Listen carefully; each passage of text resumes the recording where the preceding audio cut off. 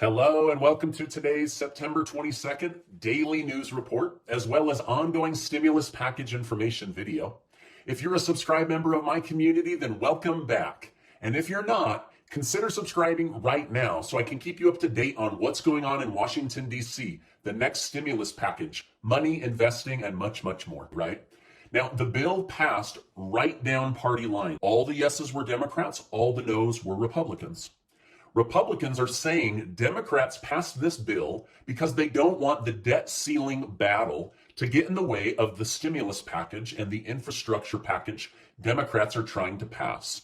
But Democrats are saying that's just not true. All we want to do is avoid the federal government shutting down. The bill is expected to be blocked in the Senate, and Democrat senators are already calling for the removal of the filibuster. So although it's exciting that this bill passed, the House of Representatives knew it wouldn't pass in the Senate, but they passed it anyway, and it's what's going on in the news, okay?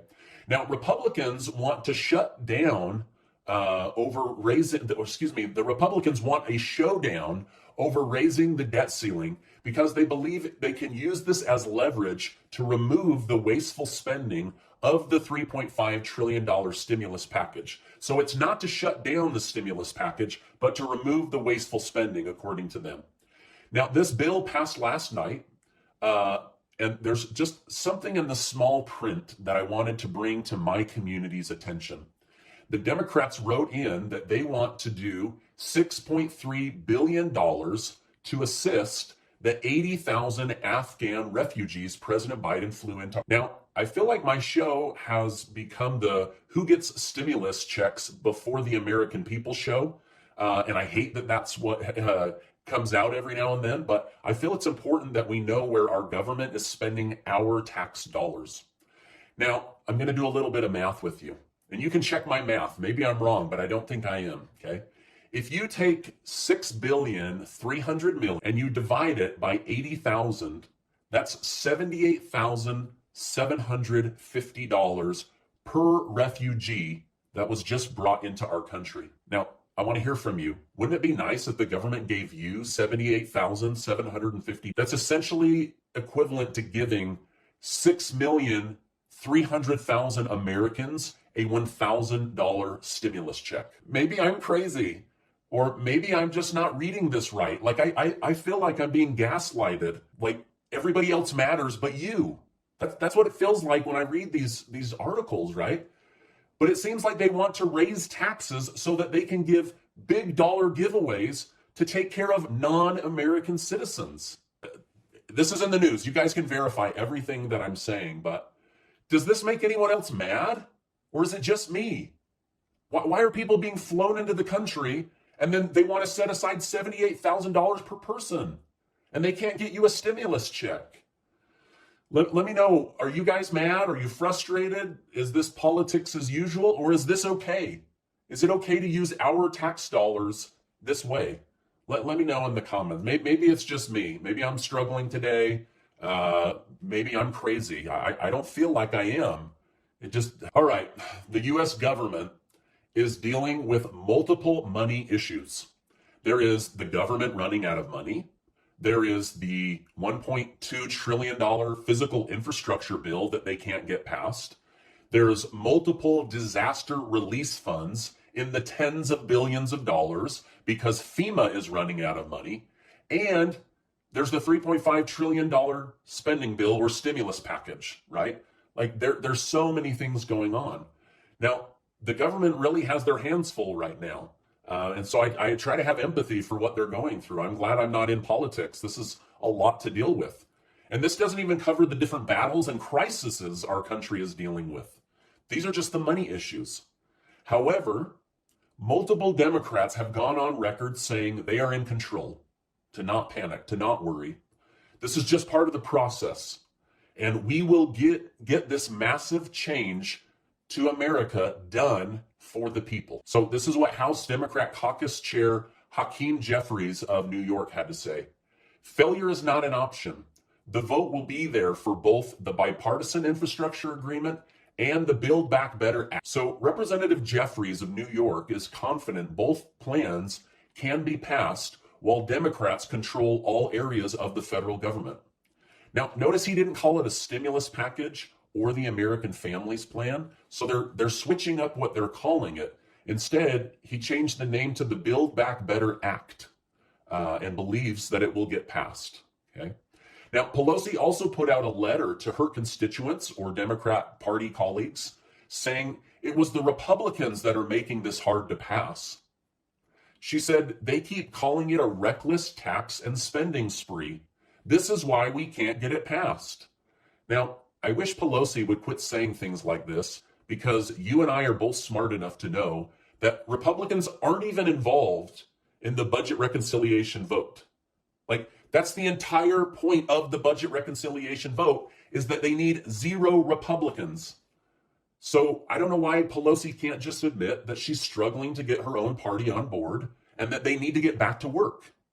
Instead, she keeps saying it's the Republicans, but we all know. We've been watching this for months. The Republicans aren't even a part of the budget reconciliation process.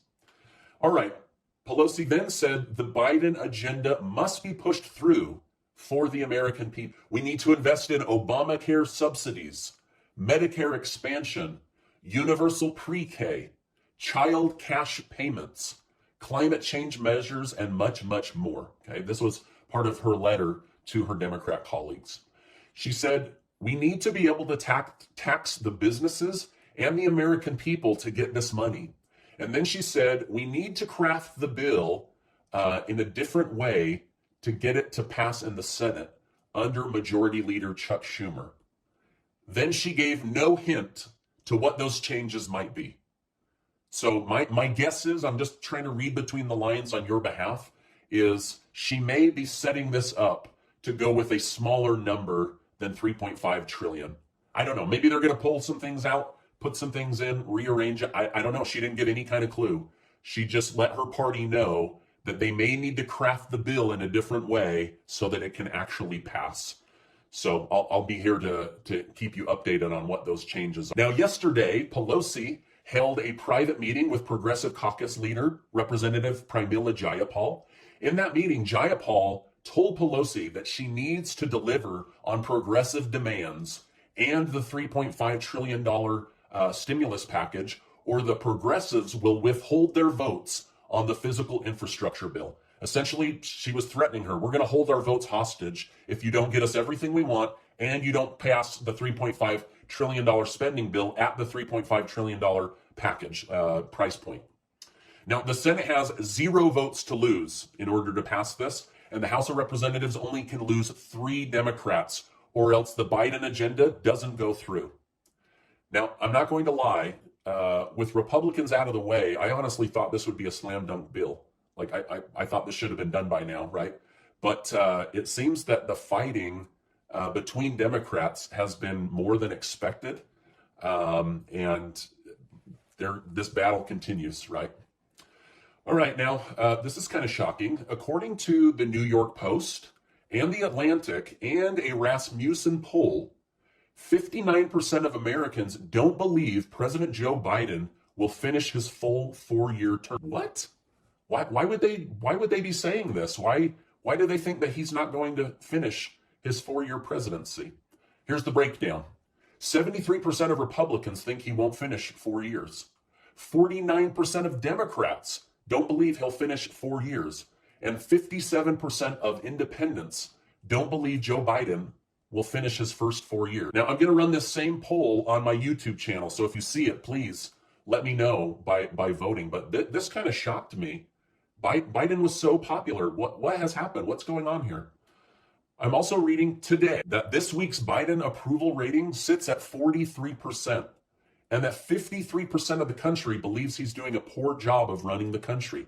Now, this is the first time in his presidency where his disapproval rating crossed the 50% mark. So more than half the country thinks he's doing a bad job. This is according to a Gallup poll, not Stephen Gardner, right? You can look these polls up, right? But this was kind of shocking to me. All right, now, according to the Associated Press, the crisis at the border is over regarding the 15,000 or more Haitians that flooded Del Rio, Texas over the weekend. So how did this get resolved so quickly? Well, according to the article, The Biden administration is going to allow all of these people into the country. That's how it was resolved. They will get them on buses and airplanes before the week is over, according to this article. But these people had to promise that they will appear at an immigration office within 60 days. So these people that don't speak English, they speak Creole or French. I lived in the Caribbean. I know a lot of Haitians, beautiful people. But as long as they made that promise, then Biden's administration said, just let them into the country. That's how we solve the problem. So that's solved. So it's good to see that get solved, right? Now, I'm sure most of them will show up, unlike the people from South America that are crossing at a different part of the Mexico-Texas border. Those people, according to data from the Department of Homeland Security's, rarely keep their appointments and rarely show up to their court hearings, but I'm almost certain it's going to be different this time. Okay, now I'm sure you thought that these last few stories were the crazy stories because they sound unbelievable, but you can look them up for yourself. They are true. But I want to share this next crazy story with you, and I would love to hear your reactions in the comments. A family in Michigan is suing for their 7-year-old daughter's school for $1 million. So why are they suing their 7-year-old daughter's school for $1 million? A few weeks ago, this cute little girl took a pair of scissors and cut off her beautiful curly hair and gave herself a haircut.